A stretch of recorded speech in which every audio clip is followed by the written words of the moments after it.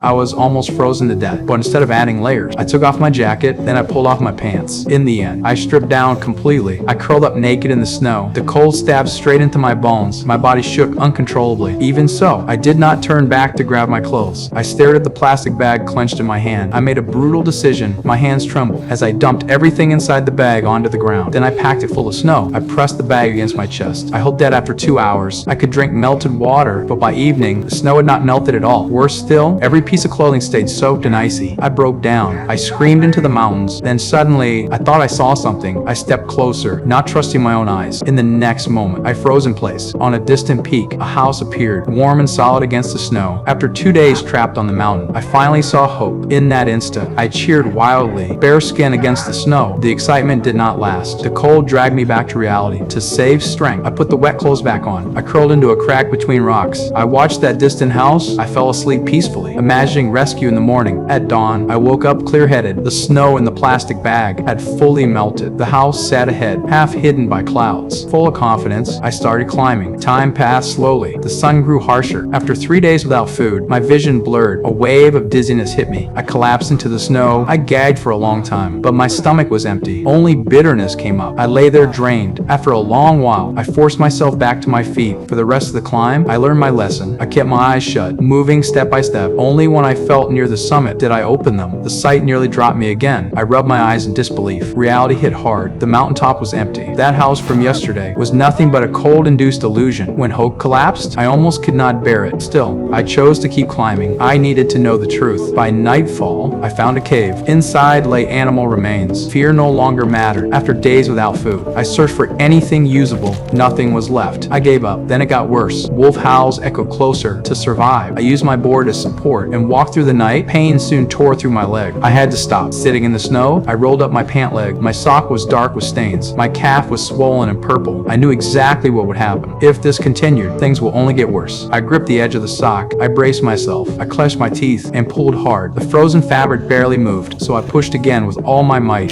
God!